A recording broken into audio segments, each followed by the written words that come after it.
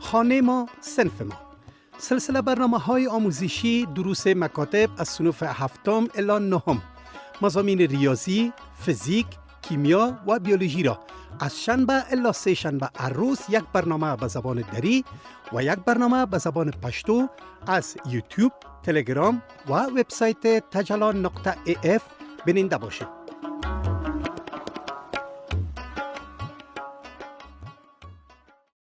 به نام خالق یکتا، به خانه ما، صنف ما خوش آمدین.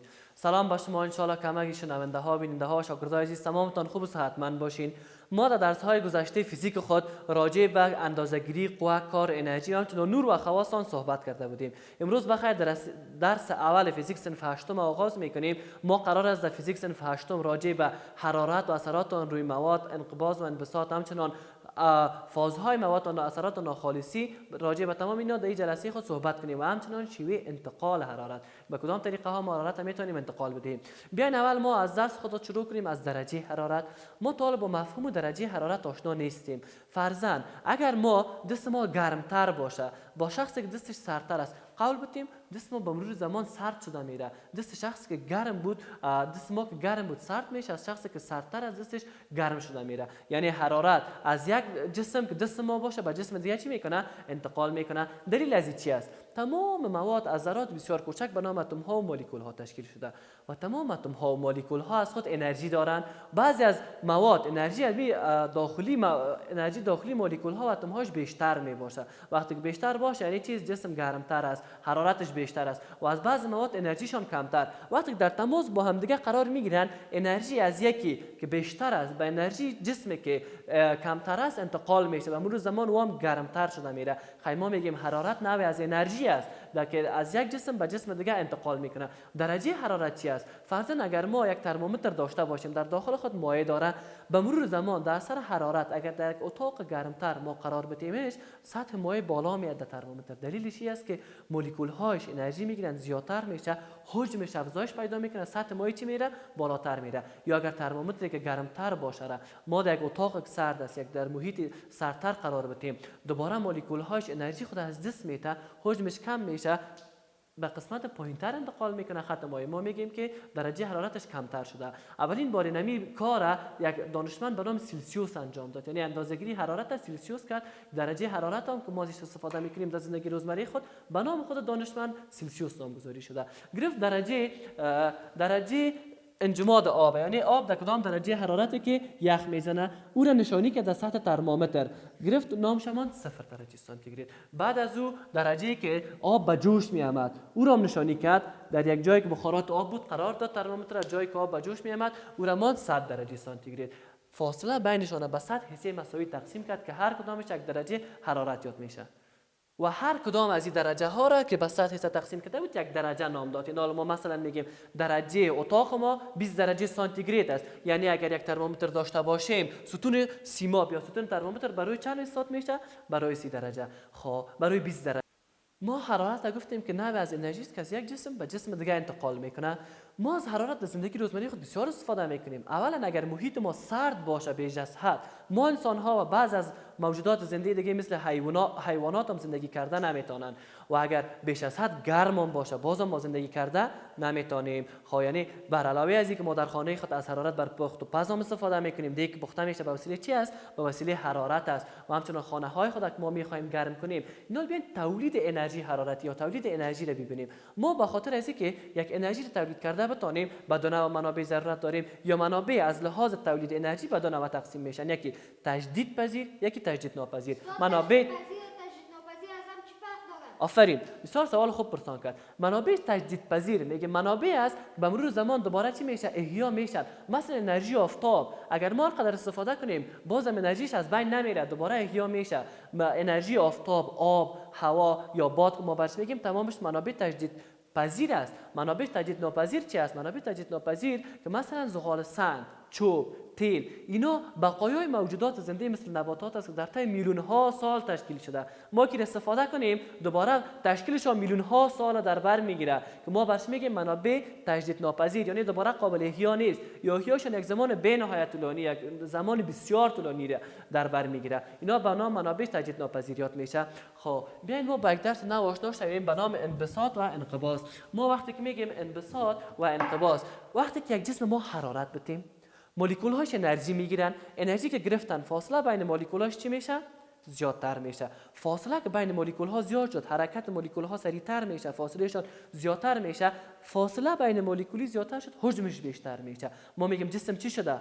انبساط کرده، یعنی زیاد شدن حجم مواد در اثر حرارت به نام چی یاد میشه؟ انبساط یاد میشه. و اگر دوباره یک جسمی که حجمش زیاد شده باشه حرارت ازش ما بگیریم، سرعت مولکول هاش با خاطر انرژی خود از دست داده کمتر میشه، به مرور زمان فاصله بینشان کمتر میشه، جسم با هم دیگه نزدیک میشه، اینا بالاخره حجمش چی میشه؟ کوچک میشه. این پدیده به نام چی یاد میشه؟ به نام انقباض. این حالا ما یک مثال از این در طبیعت هم دیده میتونیم، مثل سیمهای برق که است. در تابستان هوا بسیار زیاد گرم میشه، چی میکنن؟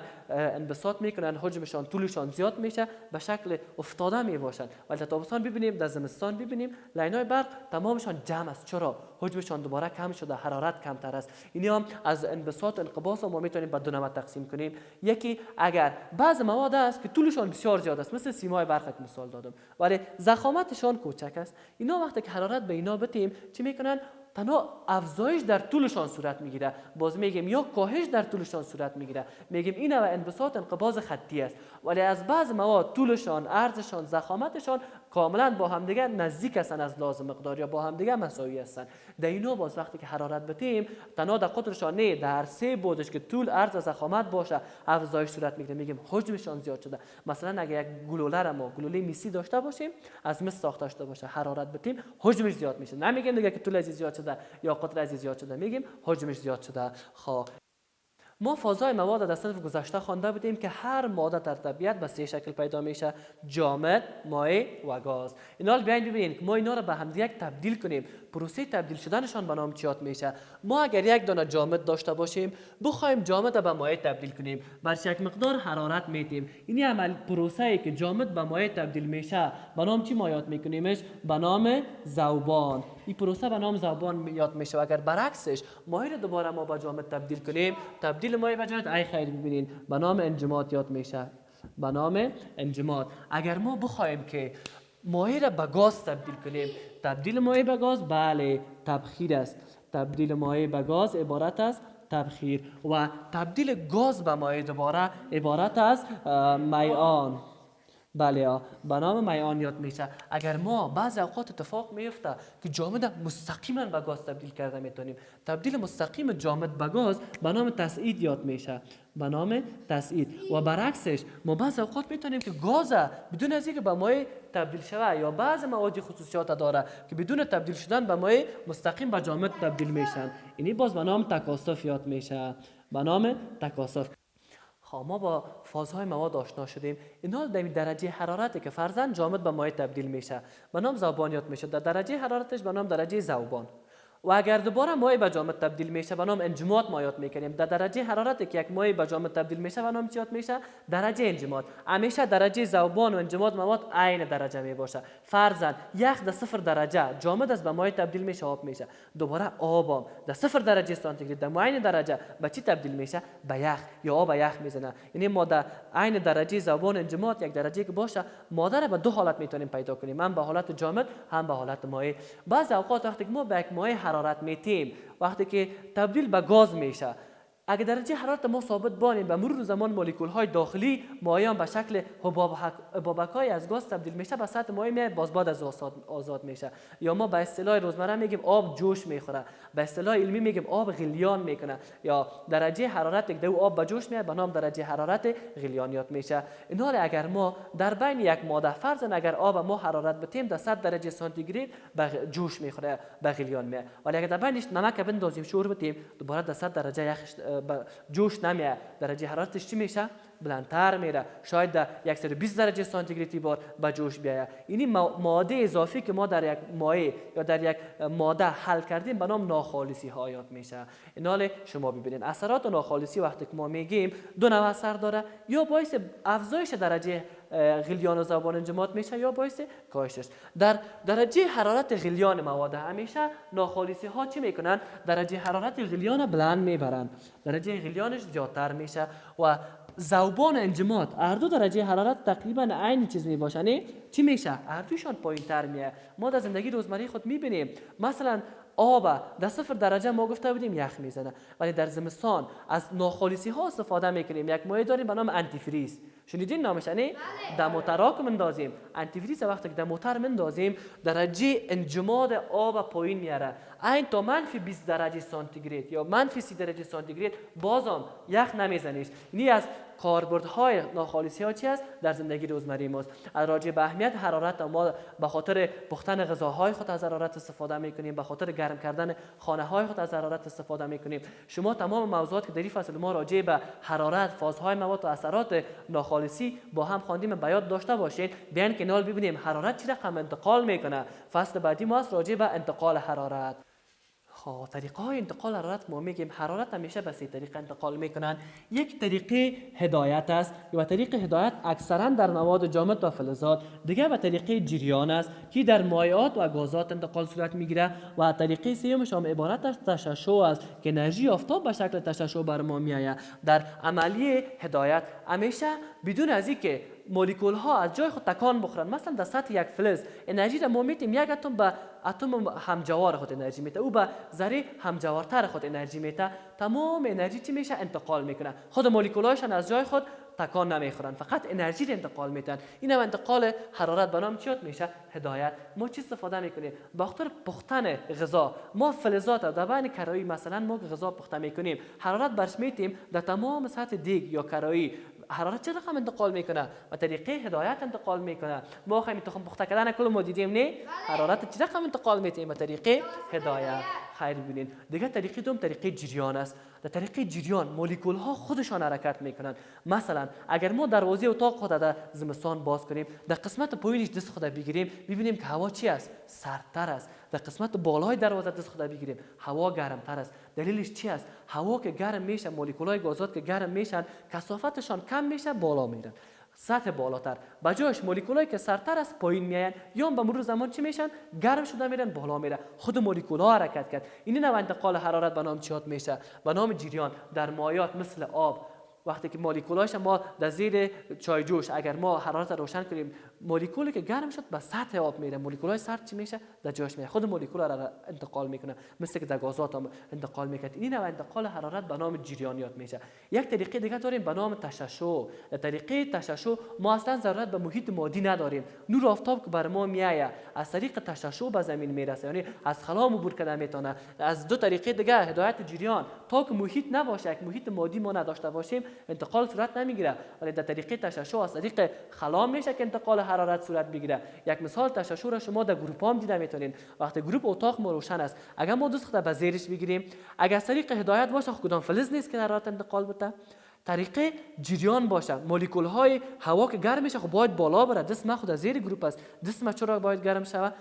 انتقال حرارت به طریقه چی صورت گرفته؟ تشعشع. یعنی بدون کدام محیط مادی یک مقدار حرارت آمده به دست ما، تا که احساس گرمی به زیر گروپ میکنیم. این نوع انتقال حرارت به نام تشعشعات میشه. خب تشعشع که است از شعاعات گرفته، مثل که شعاعات نور میایه به سطح زمین میتابه، حرارت هم به شکل شعاعات حرکت میکنه، انتقال پیدا میکنه. اینی به نام چی بازیات میشه؟ به نام تشعشعات میشه.